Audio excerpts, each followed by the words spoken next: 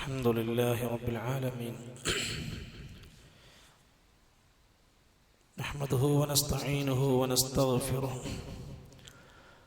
ونعوذ بالله من شرور أنفسنا ومن سيئات أعمالنا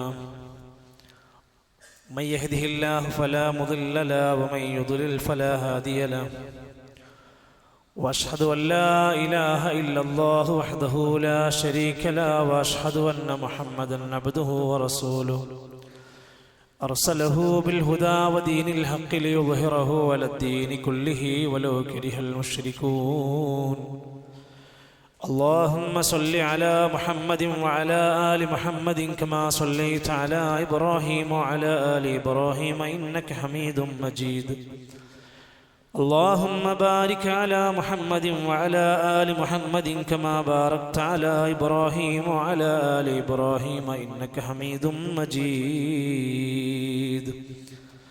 أما بعد فإن خير الكلام كلام الله وخير الهدي هدي محمد صلى الله عليه وسلم وشر الأمور محدثاتها وكل محدثة بدعة وكل بدعة ضلالة أيها الإخوة والأخوات أوصيكم وإياي أولا بتقوى الله يا أيها الذين آمنوا اتقوا الله حق تقاته ولا تموتن إلا وأنتم مسلمون أعوذ بالله من الشيطان الرجيم الذين إذا أصابتهم مصيبة قالوا إنا لله وإنا إليه راجعون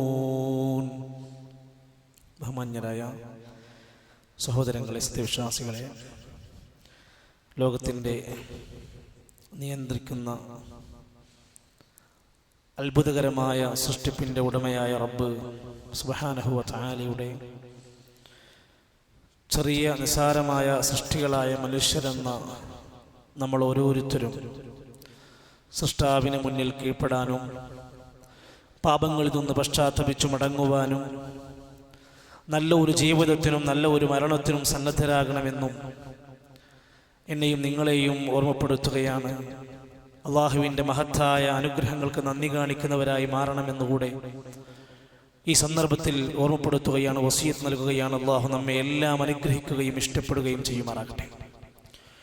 പള്ളിയിൽ വന്നിരുന്ന് ജുമുഅക്ക് വേണ്ടി സൊഫുകളിൽ ക്രമീകരിച്ചിരിക്കുന്നവർ ശ്രദ്ധിക്കേണ്ടുന്ന കാര്യങ്ങൾ ഇടയ്ക്കിടയ്ക്ക് ഓർമ്മപ്പെടുത്താറുണ്ട്. എങ്കിലും ഒന്നുകൂടെ പറയാം, പൂർത്തീകരിച്ച സൊഫുകൾ ഇപ്പോൾ തന്നെ ഓരോ സൊഫുകളും പൂർത്തീകരിച്ചിരിക്കാൻ ശ്രദ്ധിക്കും. വിടവുകളില്ലാതെ ഓരോ ഭാഗവും പൂർത്തീകരിക്കും. രണ്ട് മുട്ടുകാലുകൾ പിടിച്ച് കൂട്ടിക്കെട്ടിയിരിക്കുന്ന ആളുകളെ കാണുന്നുണ്ട്. ആ കെട്ടഴിക്കുക. ഇടത് കൈ മാത്രം ബാക്കിലേക്ക് കുത്തിവെച്ചിരുന്ന് ചാരിയിരിക്കുന്നവരുണ്ട്. അത് വിലക്കപ്പെട്ട ഇരുത്തമാണ്. ഉറക്കം വരാനുള്ള സാധ്യതയുള്ള എന്തൊക്കെയുണ്ടോ നമ്മുടെ അടുത്ത് ഇപ്പോഴെങ്കിൽ അതെല്ലാം മാറ്റിവെച്ച് ഖുത്ബയുടെ പൂർണ്ണമായ ശ്രദ്ധയിലേക്ക് വരണം എന്നാണ് സൂചിപ്പിക്കാറുള്ളത്. സഹോദരങ്ങളെ, മരണവാർത്തകൾ ഇന്ന് നമ്മുടെ മുമ്പിൽ ഒട്ടനേകമാണ്. ഒരുപാട് കാരണങ്ങൾ കൊണ്ട് മരിക്കുന്ന രംഗം നമ്മുടെ പത്രങ്ങളിലുണ്ട്, മാധ്യമങ്ങളിലുണ്ട്. ദിനേന എന്നോണം ഈ വാർത്തകളും ഇത്തരം സംഭവങ്ങളും നമ്മൾ കേട്ടുകൊണ്ടിരിക്കുമ്പോൾ, പഠിച്ചുകൊണ്ടിരിക്കുമ്പോൾ ജീവിച്ചിരിക്കുന്ന നമുക്ക് ഓരോരുത്തർക്കും പാഠമാണ്. ഇന്ന് ഞാൻ ഈ സംസാരിക്കുന്ന സംസാരത്തിൻ്റെ തൊട്ട് മുമ്പ് ഏകദേശം ലോകത്ത് 84,000-ലധികം ആളുകൾ ഇന്ന് മാത്രം മരണപ്പെട്ടു. അതിൽ തന്നെയും കണക്കുകൾ രേഖപ്പെടുത്തുകയാണ്, 15,400-ലധികം പേര് മരണപ്പെട്ടത് വിശപ്പ് കൊണ്ടാണ്. ഭക്ഷണം കിട്ടാതെ മരിച്ചു വീണവരുണ്ട് എന്നാണ്. ഒരു മിനിറ്റിൽ ചുരുങ്ങിയത് 106 ആളുകൾ ഇപ്പോഴും ലോകത്ത് മരിച്ചുകൊണ്ടിരിക്കുന്നു. നമ്മൾ ഈ സംസാരിച്ചു കൊണ്ടിരിക്കുന്ന ഒരു സെക്കൻഡിൽ ചുരുങ്ങിയത് 2 പേരെങ്കിലും ലോകത്ത് മരിച്ചുകൊണ്ടിരിക്കുന്നു. ഇത്തരം വാർത്തകളും സംഭവങ്ങളൊക്കെ വരുമ്പോൾ, കേൾക്കുമ്പോൾ ഞെട്ടലോടെ അങ്കലാപ്പോടെ നമ്മൾ ജീവിക്കുമ്പോഴും ഒരു മുഅ്മിനിന്റെ മനസ്സിന്റെ അകത്ത് നിന്നുണ്ടാവണം, ഇതൊക്കെ പടച്ച റബ്ബിന്റെ ഒരു തീരുമാനമാണ്. ഞാനും ഇതുപോലെ ആ റബ്ബിന്റെ അടുക്കലേക്ക് പോകാനും മടങ്ങാനുമുള്ളവനാണ് എന്ന ഉത്തമമായ ബോധ്യത്തോടെ അവൻ ജീവിക്കണം. അതുകൊണ്ടാണ് മുഅ്മിനീങ്ങളുടെ അടയാളം പറഞ്ഞത് അവർ ക്ഷമാലുക്കളാണ്. ക്ഷമിക്കുന്നവർക്ക് സന്തോഷ വാർത്തയുണ്ട്. പ്രയാസങ്ങളും വിഷമങ്ങളും കാലാവസ്ഥയുടേതായ പ്രത്യാഘാതങ്ങളും കുടുംബ പ്രതിസന്ധികളും സാമ്പത്തിക ഞെരുക്കങ്ങളും കച്ചവടത്തിലെ കുടിശ്ശികകളും ഒക്കെയുണ്ടെങ്കിലും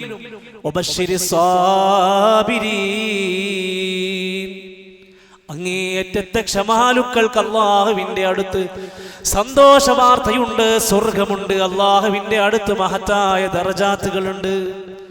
അവരുടെ അടയാളം ഇതാണ്: അല്ലദീന ഇദാ അസ്വാബതുഹും മുസീബ, അവർക്കേതെങ്കിലും നിലക്കുള്ള ഒരു വിപത്ത് അവരുടെ ജീവിതത്തിൽ ബാധിച്ചാൽ, അവരുടെ സമ്പത്തിലോ ജീവിതത്തിലോ എവിടെയെങ്കിലും ഒരു മുസീബത്ത് ബാധിച്ചാൽ, ഖാലു, അവര് പറയും, ഇന്നാ ലില്ലാഹി വ ഇന്നാ ഇലൈഹി റാജിഊൻ. ഇത് മരിക്കുമ്പോഴോ മരണവാർത്ത കേൾക്കുമ്പോഴോ പറയാനും സ്റ്റിക്കറിടാനുമുള്ളത് മാത്രമല്ല, ഒരാളുടെ ജീവിതത്തിൽ എന്തെങ്കിലും ഒരു മുസീബത്തായി ബാധിക്കുമ്പോഴെല്ലാം ഇന്നാ ലില്ലാഹി വ ഇന്നാ ഇലൈഹി റാജിഊൻ. ഒരു അപകടം കേട്ടാൽ അത് പറയാം, ഒരു വിപത്ത് കണ്ടാൽ അത് പറയാം. ആ വാക്കുകളിലൂടെ അവൻ അല്ലാഹുവിലേക്കുള്ള മടക്കത്തെക്കുറിച്ച്, അള്ളാന്റെ പരീക്ഷണത്തെക്കുറിച്ച് ആലോചിക്കുകയാണ്. ഉലൈക അലൈഹിം സ്വലവാതും മിർ റബ്ബിഹിം വറഹ്മ. അങ്ങനെയുള്ള വിശ്വാസികളായ നല്ലവരായ ഈ മനുഷ്യന്മാർക്ക് അള്ളാന്റെ റഹ്മത്തുണ്ട്, അള്ളാന്റെ കാരുണ്യമുണ്ട്, അള്ളാഹുവിൽ നിന്നുള്ള അനുഗ്രഹങ്ങളുണ്ട്. നമ്മൾ ഈ ഒരു ഗുണം ഏറ്റുപിടിക്കുന്നവരായി മാറാൻ നമ്മൾ ശ്രദ്ധിക്കേണ്ടതുണ്ട്. ലോകത്തൊരുപാട് മരണങ്ങളൊക്കെ നടക്കുമ്പോഴും നമ്മളും പറയുന്നുണ്ട്, നമ്മളും മരിക്കാനുള്ളവരാണ്. അമ്പിയാക്കന്മാര്, സ്വാലിഹീങ്ങൾ, സിദ്ദീഖ്മാര്, ശുഹദാക്കന്മാര്, ലോകത്തൊട്ടനേകം നന്മ ചെയ്തവർ പറഞ്ഞു പോയെങ്കിൽ നാളെ നമ്മളും ഒരു ദിവസത്തിൽ മരിക്കാനുള്ളവരാണ് എന്ന ബോധ്യമുണ്ട്. പക്ഷെ എങ്ങനെ മരിക്കണം? മഹാനായ യൂസുഫ് നബി അലൈഹിസ്സലാമിന്റെ ഒരൊറ്റ പ്രാർത്ഥന മതി ഇത് പഠിക്കാൻ. വിശുദ്ധ ഖുർആനിൽ സൂറത്ത് യൂസുഫിലൂടെ ഒരൊറ്റ ആയത്തിലൂടെ 3-4 ആശയങ്ങൾ വിശദീകരിക്കുന്ന പ്രാർത്ഥനയിൽ അവിടെ കാണാം. അതിന്റെ അവസാന ഭാഗത്ത് അന്ത വലിയ്യി ഫിദ്ദുനിയാ വല്ലാഖിറ, അല്ലാഹുവേ, നീയാണ് ദുനിയാവിലും നീയാണ് ആഖിറത്തിലും എൻ്റെ രക്ഷാധികാരി, എൻ്റെ സമ്പൂർണ്ണ ഉത്തരവാദിത്വം നിനക്കാണ്. ഞാനൊരു കാര്യം ചോദിക്കട്ടെ, തവഫനി മുസ്ലിമാ. യൂസുഫ് നബിയാണ് പ്രാർത്ഥിക്കുന്നത്, എന്നെ മുസ്ലിമായി മരിപ്പിക്കണേ. വൽഹിഖ്നി ബിസ്സാലിഹീൻ. എന്നിട്ടും മരിച്ചാൽ സ്വാലിഹീങ്ങളുടെ ഒരു ദറജയിൽ എനിക്കെത്തണം. ജീവിച്ചിരിക്കുന്ന കാലത്ത് ഇതാണ് നമ്മുടെ ലക്ഷ്യം, നമ്മൾ മുസ്ലിമായി ജീവിച്ച് കാണിക്കുക. എന്നിട്ട് മരിച്ചാൽ ഒരു നല്ല സ്വാലിഹിൻ്റെതായ സ്വാലിഹീങ്ങളുടെ പദവികളിലേക്ക് എത്തുന്ന ഒരു ജീവിതത്തിന് വേണ്ടിയുള്ള ക്രമീകരണമാണ് നമ്മുടെ ജീവിതത്തിന്റെ ലക്ഷ്യമായി മാറേണ്ടത്. ഇബ്രാഹിം നബി അലൈഹിസ്സലാത്തു വസ്സലാമിന്റെ വാർദ്ധക്യ സഹജമായ അവസാനം മരിക്കുന്നതിന്റെ തൊട്ടു മുമ്പ് പ്രിയപ്പെട്ട മക്കളെ അടുത്തേക്ക് വിളിച്ചു പറയുന്നുണ്ട്, മക്കളെ, ദീന് വിടരുത്. മരിക്കുന്നതിന് മുമ്പ് സ്വന്തം ബാപ്പ മക്കളോട് പറയാണ്, മക്കളെ, നിങ്ങൾക്ക് അല്ലാഹ് ദീന് തന്നിട്ടുണ്ട്, ആ ദീന് നിങ്ങൾ വിടരുത്, മുറുകെ പിടിക്കണം. എന്നിട്ട് പറയാണ്, വലാ തമൂതുന്ന ഇല്ലാ വഅൻതും മുസ്ലിമൂൻ. മക്കളെ, മുസ്ലിങ്ങളായിട്ടല്ലാതെ നിങ്ങൾ മരിക്കരുത്. ഒരു നബിന്റെ മോനായി എന്നതുകൊണ്ടൊന്നും അങ്ങനെ അത് പോകാൻ കഴിയൂല. മുസ്ലിമായി ജീവിച്ച് കാണിച്ചെങ്കിലേ മുസ്ലിമായി മരിക്കാൻ കഴിയൂ. മഹാരഥന്മാരായ നമ്മുടെ മുൻഗാമികളുടെ പലരുടെയും മരണ സംഭവങ്ങൾ എടുത്ത് വിശദീകരിക്കുന്നുണ്ട്. ഹുബൈബ് ബിൻ അദി റളിയല്ലാഹു അൻഹുവിന്റെ ഉദാഹരണം നോക്കൂ നിങ്ങൾ. നാളെ കൊണ്ടുപോയി കഴുമരത്തിലേറ്റി കൊല്ലുമെന്ന വിധി പ്രഖ്യാപനമുണ്ടായി. ശത്രുക്കൾ പിടിച്ചു വെച്ചു കൊല്ലുമെന്ന് ഉറപ്പായി. അവസാനം കഴുമരത്തിന്റെ ചുവട്ടിൽ കൊണ്ടുപോയി വെച്ചു. ഹുബൈബെ, കൊല്ലാൻ പോവാണ്, നിനക്കെന്തെങ്കിലും ഒരാഗ്രഹമുണ്ടെങ്കിൽ പറഞ്ഞു, എനിക്ക് 2 റക്അത്ത് നമസ്കരിക്കണം എന്ന് പറഞ്ഞ് അവരുടെ മുമ്പിൽ നിന്ന് കണ്ണീരോടുകൂടെ നമസ്കരിച്ച് കഴുമരത്തിൽ അവർ തൂക്കിക്കൊല്ലുന്നത് ഒരു വലിയ മഹത്തരമായ കർമ്മം ചെയ്ത് മരിക്കാൻ കഴിയുന്നുവെങ്കിൽ നമ്മൾ ആലോചിക്കുക, നമ്മുടെ മരണം മോശപ്പെട്ട മരണമാകുമോ? സിഗരറ്റും ഹാൻസും വലിച്ചുകൊണ്ടിരിക്കുന്നതിനിടയിൽ ഒരു മരണം, മദ്യപിച്ച അവസാനം വായുടെ അകത്ത് നിന്ന് മദ്യത്തിന്റെ അംശങ്ങൾ ലക്ഷങ്ങൾ പുറത്തേക്ക് ചാടിയ മരണം, തിയേറ്ററുകളുടെ ഉള്ളിൽ കിടന്നുകൊണ്ടുള്ള മരണം, ഏതെങ്കിലും നശിച്ച ദുഷിച്ച അവസ്ഥകളോടെ ഈ ലോകത്ത് നിന്ന് മരിച്ച് ഒരു മനുഷ്യന്റെ പ്രാർത്ഥനയ്ക്ക് പോലും വിലയില്ലാതെയായി പോകുന്ന ഒരു ദുരന്ത മരണത്തിലേക്ക് നമ്മൾ പോകുന്നവരായി മാറുന്നുണ്ടോ? ആലോചിക്കണം. മുസ്ലിമായി മരിക്കണോ? മുസ്ലിമായി ജീവിക്കണം. ഈമാനുള്ള മരണത്തിന് വേണ്ടി കൊതിച്ച് സൽക്കർമ്മങ്ങളിലും നിസ്കാരങ്ങളിലും മാതാപിതാക്കൾക്ക് പുണ്യം ചെയ്തും നാട്ടുകാർക്ക് ഉപകാരം ചെയ്തും ഒക്കെ മരിക്കാൻ കഴിഞ്ഞാൽ അവിടെയാണ് അയാളുടെ ഗുണം. എന്നാൽ ഒരു നല്ല മുഅ്മിനിന്റെ അടയാളം പറയാ, അവൻ മരിച്ചത് കൊണ്ടൊന്നും അവന്റെ കർമ്മങ്ങൾ നിൽക്കൂല. അതാണൊരു സത്യവിശ്വാസിയുടെ ഗുണം. റസൂൽ സല്ലല്ലാഹു അലൈഹി വസല്ലം പറയാണ്, ഇന്ന മിമ്മാ യൽഹഖുൽ മുഅ്മിന മിൻ അമലിഹി വഹസനാതിഹി ബഅദ മൗതിഹി. ഒരു സത്യവിശ്വാസിയായ മനുഷ്യൻ മരിച്ചാൽ അവന്റെ ഖബറിലേക്ക് ഒരുപാട് നന്മകളും പ്രതിഫലങ്ങളും വന്നുകൊണ്ടിരിക്കും. എപ്പോഴാണ്? അവൻ ഒരുപാട് ഇൽമു പഠിച്ചു, അത് ജനങ്ങൾക്ക് പഠിപ്പിച്ചു കൊടുത്തു, അത് ധാരാളമായി അവൻ പ്രചരിപ്പിച്ചവനാണ്. എത്ര ദീനിയായ വിവരമാണ് നമുക്ക് രാവിലെ മുതൽ ഫോണിൽ വരുന്നത്. പുസ്തകങ്ങളിലൂടെ, നമ്മൾ കേട്ട ഓഡിയോകളിലൂടെ, വീഡിയോകളിലൂടെ എന്തൊക്കെ ഇൽമി നമുക്ക് കിട്ടി. നമ്മൾ എത്ര പേർക്ക് ഇത് പ്രചരിപ്പിക്കുന്നുണ്ട്? കണ്ട പോലെ കാണാത്ത പോലെ നമ്മളത് അവിടെ വെക്കുന്നു. ഒരു കോമഡി കിട്ടിയാൽ, ഒരു ചിരിപ്പിക്കുന്ന മെസ്സേജ് കിട്ടിയാൽ നൂറുകണക്കിന് ഗ്രൂപ്പിലേക്ക് അയക്കുന്ന നമ്മൾ എത്ര പേര് അള്ളാഹുവിനെ പരിചയപ്പെടുത്തുന്ന, ഹബീബുന റസൂലുള്ളാഹി സ്വല്ലല്ലാഹു അലൈഹി വസല്ലമന്റെ ഒരു സുന്നത്ത് പരിചയപ്പെടുത്തുന്ന ഒരൊറ്റ മെസ്സേജ് നമ്മുടെ ഫോണിൽ നിന്ന് ഇന്ന് വരെ ഒരു മനുഷ്യന്റെ മെസ്സേജായിട്ട് നമ്മൾ അയച്ചു കൊടുത്തിട്ടുണ്ടോ? നമുക്കതിനൊരു ചളിപ്പ് തോന്നുന്നുണ്ടോ? ഒരു നാണക്കേട് തോന്നുന്നുണ്ടോ? ആലോചിക്കൊരു മുഅ്മിൻ മരിച്ചാൽ അവൻ കൊടുത്ത ഒരു നന്മയുടെ അറിവുണ്ടോ? അവന്റെ ഖബറിലേക്ക് അതിന്റെ പ്രചരണത്തിന്റെ മഹത്തരമായ ഫലം കിട്ടിക്കൊണ്ടിരിക്കും. വലദൻ സാലിഹൻ തറക്കഹു. അവൻ മരിച്ചു പോയപ്പോ അവൻ വിട്ടേച്ചു പോയ നല്ലവരായ സാലിഹീങ്ങളായ മക്കൾ ഭൂമിയിലുണ്ടോ? അവരുടേതായ സൽക്കർമ്മങ്ങളൊക്കെ ആ മാതാവിന്റെ പിതാവിന്റെ ഖബറിലേക്ക് എത്തിക്കൊണ്ടിരിക്കും. അപ്പാൻ്റെ ഉമ്മാൻ്റെ മരണശേഷം കുറെ ചോറ് വെച്ചു കൊടുത്ത്, പൈസ അല്ലെങ്കിൽ കടം മേടിച്ച് ലോൺ എടുത്ത് ആണ്ടും ചാവടിയന്തരങ്ങൾ കഴിച്ചു. അതിനേക്കാൾ നീ ശ്രദ്ധിക്കേണ്ടത് അത് വേണ്ടായിരുന്നു. നീ ഒന്ന് ചെയ്താൽ മതിയായിരുന്നു. നീ ഒരു സാലിഹായ നല്ലൊരു മകനായി ജീവിച്ചാൽ തന്നെ നിന്റെ ഉമ്മാക്കും ഉപ്പാക്കും ഖബറിലത് കിട്ടും. നീ വേറെ ലോൺ എടുത്തിട്ടൊരു ചടങ്ങ് ചെയ്യേണ്ട ആവശ്യമില്ല. അതല്ലെങ്കിൽ ഒരു അനന്തരമായി കൊണ്ട്, ഒരു വഖഫ് ചെയ്തുകൊണ്ടൊരു ഒരു മുസ്ഹഫ് നീ ആളുകൾക്ക് എത്തിച്ചു കൊടുത്താൽ. ഒരാൾക്ക് ഖുർആൻ കൊണ്ടേ കൊടുത്തു, അയാൾ കുടുംബം ഇരുന്ന ഖുർആൻ ഓതുണ്ടോ? നീ മരിച്ചാലും നിന്റെ ഖബറിലേക്ക് അത് കിട്ടും. പള്ളിയിലേക്ക് 10 ഖുർആൻ കൊടുത്തു, ആളുകൾ അത് വരുന്നു, ഇരുന്ന് ഓതിക്കൊണ്ടിരിക്കുന്നു. നീ മരിച്ചാലും നിന്റെ ഖബറിലേക്ക് അത് കിട്ടും. അതാണ് മുഅ്മിനിന്റെ ഗുണം. അടുത്തത് മസ്ജിദൻ ബനാ, ഒരു പള്ളി ഉണ്ടാക്കി കൊടുത്താൽ. പള്ളി എങ്ങനെ നടക്കും? നമ്മൾ ഖബറിലായിരിക്കും. നീ വിചാരിക്കണ്ട മരിച്ചു എന്ന് വിചാരിക്കണ്ട, നിനക്കുള്ള കൂലി വന്നുകൊണ്ടേയിരിക്കും. നമ്മൾ ബിസിനസ്സൊക്കെ ആലോചിക്കുമ്പോൾ എന്താ ആലോചിക്കുക? എത്രമാത്രം ലാഭം കിട്ടും നമ്മൾ ചിന്തിക്കുക. എന്നാൽ ഒരു പള്ളി ഉണ്ടാക്കുന്ന ചിന്തിക്കണം, എത്ര ലാഭം കിട്ടും? ഞാൻ മരിച്ചാലും അവിടുത്തെ സുജൂദിനൊക്കെ എനിക്ക് കൂലി കിട്ടും. അടുത്തത് ഒരു സാധുവായ മനുഷ്യന് വീടുണ്ടാക്കി കൊടുത്താൽ, ഒരു വഴിയാത്രക്കാരനായ സകാത്തിന്റെ അവകാശിയായ ഒരു മനുഷ്യന് ഒരു താമസിക്കാൻ ആവശ്യമായ ലളിതമായ ഒരു വീടുണ്ടാക്കി കൊടുത്താൽ വലിയ പ്രതിഫലം അവന്റെ ഖബറിലെത്തുകയാണ്. അല്ലെങ്കിൽ ഒരു ജലസ്രോതസ്, കുടിവെള്ള സ്രോതസ്, ജനങ്ങൾക്ക് ഉപകരിക്കുന്ന വെള്ളത്തിന്റെ എന്തെങ്കിലും മാർഗം ഒരുക്കി കൊടുത്താൽ നിന്റെ ഖബറിൽ അതിന്റെ കൂലി കിട്ടും. അല്ലെങ്കിൽ നീ വല്ല സ്വതക്കയും ധാരാളമായി ചെയ്തിട്ടുണ്ടോ? ഏതാ സ്വതക്ക? മരിക്കാനായി എന്നറിയുമ്പോ കോടികൾ ദാനം ചെയ്യലല്ല ആ സ്വതക്ക. നിന്റെ ആരോഗ്യമുള്ള നല്ല ജീവിതകാലത്ത് നീ മനസ്സറിഞ്ഞ് സ്വതക്ക ചെയ്തിട്ടുണ്ടോ? നീ മരിച്ചാലും അതിന്റെ പ്രതിഫലം നിന്റെ ഖബറിൽ എത്തിക്കൊണ്ടിരിക്കും. ഒരൊറ്റ ഹദീസാണ് ഈ വായിച്ചത്. നമ്മൾ ഇതിൽ എവിടെയാണുള്ളത്? ഇതിലേതാ ഞാൻ ചെയ്തിട്ടുള്ളത്? ഇതിലെന്താണ് എനിക്ക് ചെയ്യാൻ തടസ്സമുള്ളത്?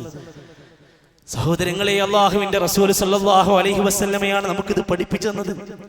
നമ്മളെ അവസ്ഥ എന്താ? നമ്മൾ ഒരാളുടെ മരണ വാർത്ത കേട്ടിട്ട് പറയും നല്ല മരണമാണ്. എന്തേ കാരണം? 2 കപ്പ് വെള്ളം കുടിച്ചിട്ടാ മരിച്ചത്, നല്ല മരണമായി. ചിലർ പറയും ഓ എല്ലാം കഴിഞ്ഞ് രാവിലെ ചായയൊക്കെ കുടിച്ച് വെറുതെ ഇങ്ങനെ ഇരിക്കുമ്പോൾ വീട്ടിലിരുന്നിട്ടാ മരിച്ചത്, നല്ല മരണമാണ്. ചിലർ പറയും മക്കളൊക്കെ നോക്കി മക്കളൊക്കെ കണ്ട് ആശുപത്രിയിൽ വന്ന് എല്ലാവരും വന്ന് മക്കളൊക്കെ കണ്ട് വർത്താനം പറഞ്ഞിട്ടാ മരിച്ചത്. ഇതൊക്കെ കുഴപ്പമൊന്നുമില്ല, മരണമാണ്.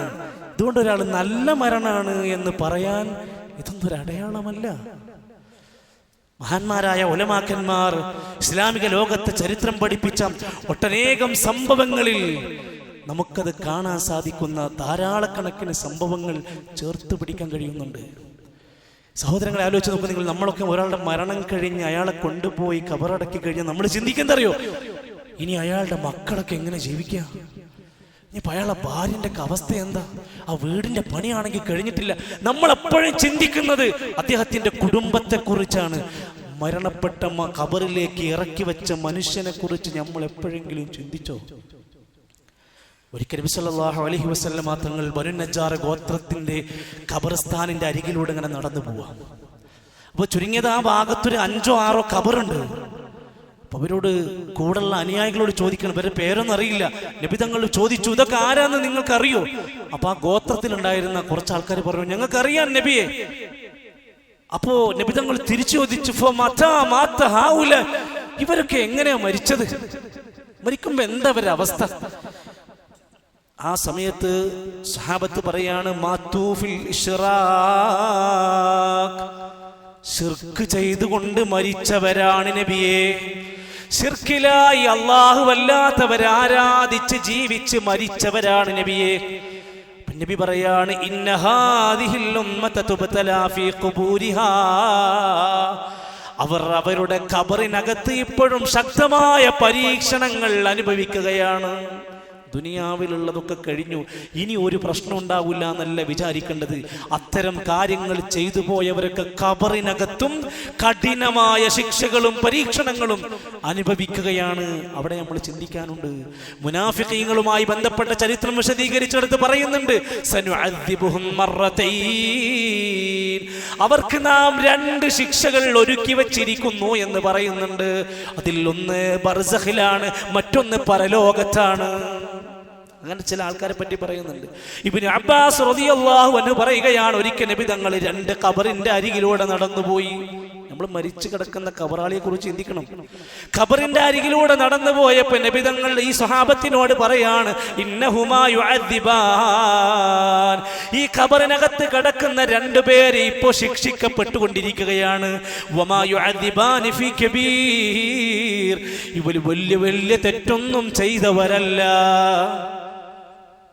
വലിയൊരു ഹറാമ് ചെയ്തു അതൊന്നുമല്ല, പക്ഷെ എന്നിട്ടും അവര് ഖബറിൽ അദാബ് അനുഭവിക്കുകയാണ്. അതിൽ ഒന്നാമത്തെ വ്യക്തി മലമൂത്ര വിസർജനത്തിൽ പാലിക്കേണ്ടുന്ന പ്രധാന മര്യാദകൾ പാലിക്കാറില്ലായിരുന്നു. മറ സ്വീകരിക്കൂല, പരസ്യമായി മൂത്രയിക്കും. അവന്റെ ശരീരഭാഗം വേറെ ആൾക്കാർ കാണും. നേരെ ഓപ്പണായി കിബിലക്ക് നേരെ നിന്നുകൊണ്ട് മൂത്രയിക്കും. ഇങ്ങനെ മൂത്രത്തിന്റെ മലമൂത്ര വിസർജനത്തിന്റെ മര്യാദ പാലിക്കാത്തവൻ ഖബറിനകത്ത് അദാബില്ലായി അനുഭവിക്കുകയാണ്. രണ്ടാമത്തെ വ്യക്തി ഏഷണി കൊണ്ട് ദുനിയാവിൽ നടന്നവനാണ്. ജനങ്ങളെ പറ്റി ഇല്ലാത്തത് പ്രചരിപ്പിക്കുക, അത് ആളുകളിലേക്ക് ഫോർവേഡ് ചെയ്യുക.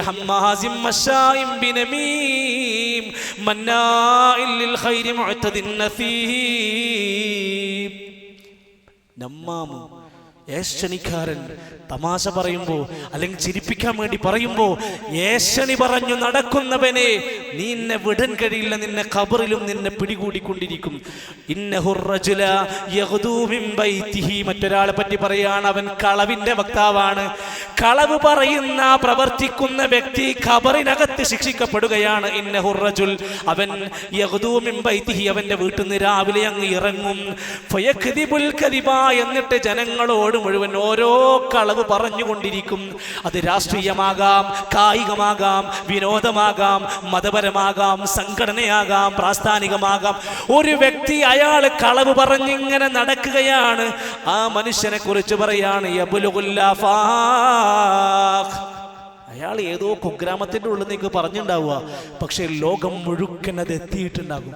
ഒന്ന് വിരലമർത്തി പിടിച്ചാൽ, ഒന്ന് കൈയമർത്തിയാൽ ആയിരക്കണക്കിന് ആളുകളിലേക്ക് നല്ലത് പ്രചരിപ്പിക്കാനും ചീത്ത പ്രചരിപ്പിക്കാനും പറ്റുന്ന കാലത്താണ് നമ്മൾ ജീവിക്കുന്നത്. ഒരു മനുഷ്യൻ കളവ് പറഞ്ഞ് ലോകം മുഴുക്കെ പ്രചരിപ്പിക്കുന്ന പോലെ വ്യാപക കളവിന്റെ വക്താവാണെങ്കിൽ ഖബറിൽ അയാൾ ശിക്ഷിക്കപ്പെടുന്നു. അടുത്തൊരാൾ ഫറജുലുൻ, അയാൾ അല്ലമഹുല്ലാഹുൽ ഖുർആൻ, നല്ല ഖുർആൻ പഠിച്ച ഒരാളാണ്. ഫനാമാൻഹു ബില്ലൈൽ, അങ്ങനെ രാത്രി അയാൾ കിടന്നുറങ്ങും. വലം യഅമൽ ബിഹിന്നഹാർ,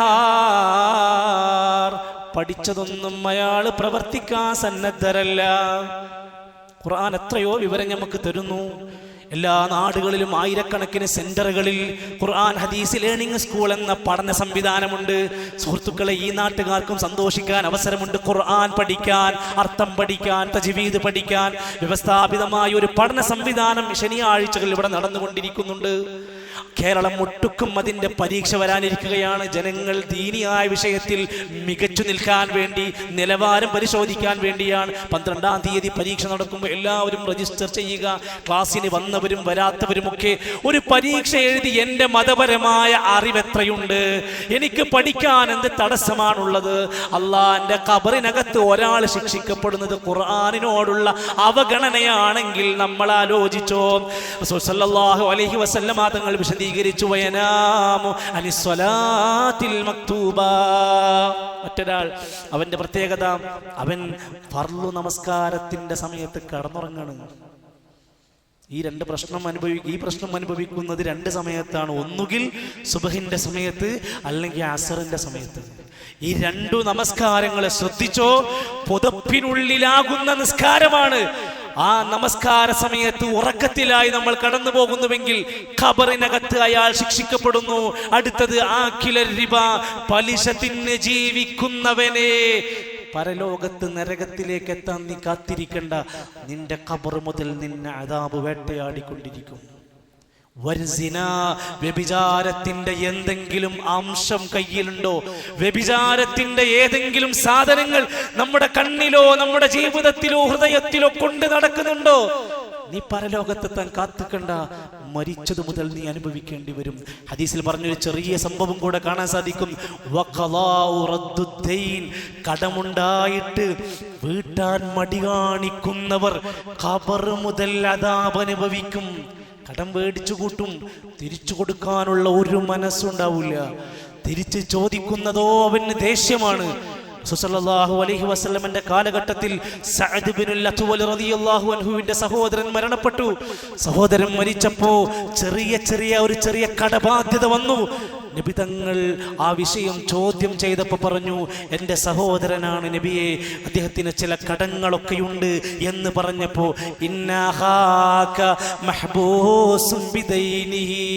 നിന്റെ സഹോദരന് കിട്ടേണ്ടുന്ന ഒരു വലിയ സുഖാനുഗ്രഹങ്ങൾ അല്ലാഹു തആല പിടിച്ചു വെച്ചിരിക്കുകയാണ് ഖബറിൽ. സ്വർഗത്തിന്റെ പരിമളം കിട്ടേണ്ടുന്ന വ്യക്തിക്ക് നീ വീട്ടാത്ത കടത്തിന്റെ പേരിലാണ് ഫദ്ഹബ്, നീ വേഗം പോകണം. ഫഖ്ദി അൻഹു, അദ്ദേഹത്തിന്റെ കടം വേഗം വീട്ടാൻ നോക്കണം. നമ്മുടെ നാട്ടിൽ ഒരാൾ മരിച്ചു എന്ന് പറഞ്ഞാൽ 3 എങ്ങനെ കഴിക്കണം, 40 ആരൊക്കെ വിളിക്കണം, ഏത് പോത്തിനെ നമ്മൾ ബുക്ക് ചെയ്യണം എന്ന് ആലോചിക്കുമ്പോൾ ഒരു മയ്യത്തിന് ഹജ്ജ് കടമുണ്ടോ അത് വീട്ടണം, ആരും ചർച്ച ചെയ്യൂല.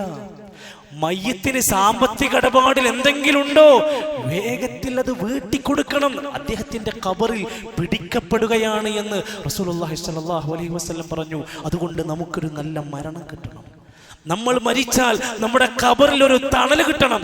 നമ്മൾ മരിച്ചാൽ ബർസഖിന്റെ നാൾ വരെ നമുക്ക് സ്വർഗ്ഗത്തിന്റെ സുഗന്ധങ്ങൾ കിട്ടണമെങ്കിൽ നല്ല ഒരു ജീവിത വിശുദ്ധി നമ്മുടെ ജീവിതത്തിൻ്റെ എല്ലാ തലങ്ങളിലും കടന്നു വരണം. അള്ളാഹു നമ്മെ എല്ലാം അത്തരത്തിലുള്ള നല്ലവരായ ആളുകളുടെ മരണവും ഈമാനികമായ ചൈതന്യവും പരലോകത്തെ വിജയവും നമുക്കെല്ലാം നൽകി അനുഗ്രഹിക്കുമാറാകട്ടെ.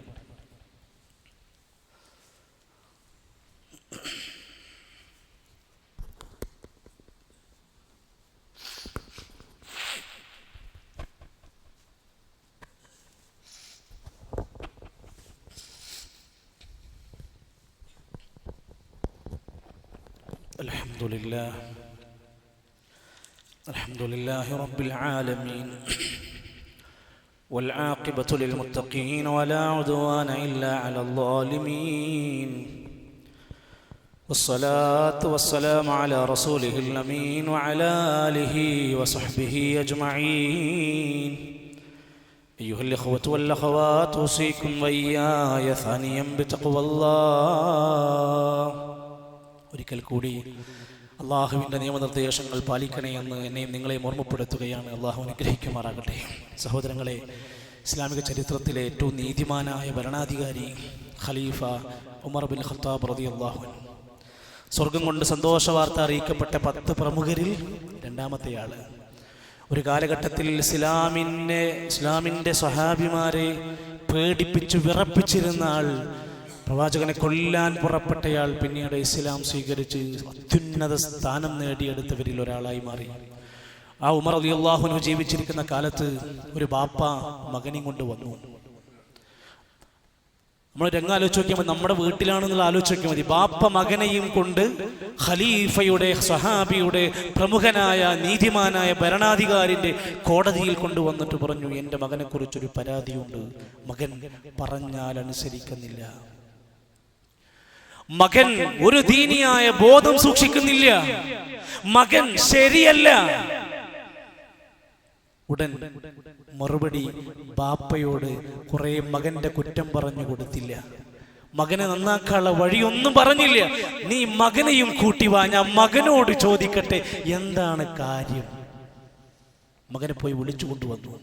രണ്ടുപേരും ഇരിക്കുന്ന സദസ്സിൽ വെച്ചുകൊണ്ട് മകനോട് ഖലീഫ ചോദിച്ചു, മോനെ, ബാപ്പ ഇങ്ങനെയൊക്കെ പരാതികൾ പറയുന്നല്ലോ, മോൻക്ക് എന്ത് പറയാനുണ്ട്? മകൻ ബാപ്പാന്റെ മുഖത്ത് നോക്കിയിട്ട് പറഞ്ഞു, അല്ല ഖലീഫ, നിങ്ങൾക്കറിയാമല്ലോ ഇസ്ലാമിൽ ബാപ്പമാർക്ക്, ഉമ്മമാർക്ക് മക്കളോടും ചില ബാധ്യതകളൊക്കെ ഇല്ലേ? ചോദിക്കും, ചോദ്യം ചെയ്യപ്പെടും. ബാപ്പാക്കും ഉമ്മാക്കും മക്കളോട് ബാധ്യതയില്ലേ? ആ, ഉണ്ടല്ലോ. എങ്കിൽ എന്റെ ബാപ്പ എന്നോട് ചെയ്യേണ്ടത് ചെയ്തിട്ടില്ല.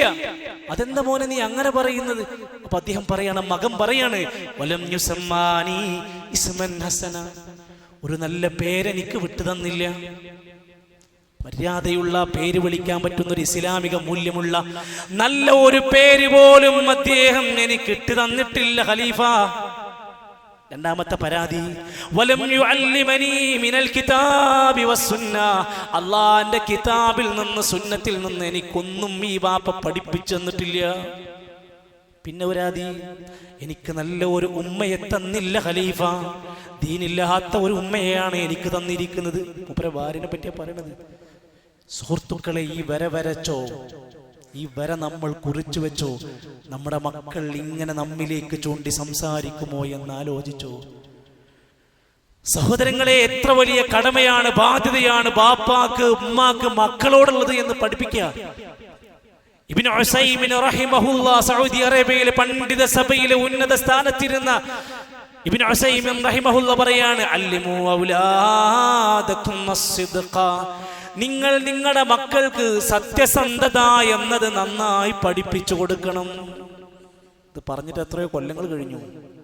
നിങ്ങളുടെ മക്കൾക്ക് സത്യസന്ധത പഠിപ്പിക്കണം. ബിൽ ഖൗലി വൽ ഫിഅലി, വാക്കിലും പ്രവൃത്തിയിലും. അപ്പൊ നമ്മളെ പറ്റിക്കൂല, അപ്പൊ വഞ്ചിക്കൂല, അപ്പൊ കളവിനവൻ കൂട്ടു നിൽക്കൂല. വാക്കിലും പ്രവൃത്തിയിലും സത്യസന്ധത പഠിപ്പിക്കണം. വഇദാ ഹദ്ദസ്തുമൂഹും, നിങ്ങളുടെ മക്കളോട് സംസാരിക്കുമ്പോൾ ഫലാ തക്ദിബു അലൈഹിം, ഒരിക്കലും നിങ്ങൾ താൽക്കാലിക രസത്തിനു വേണ്ടി നിങ്ങൾ അവരോട് ഒരിക്കലും കളവ് പറയരുത്. ഇതൊക്കെ ആപത്താണ്.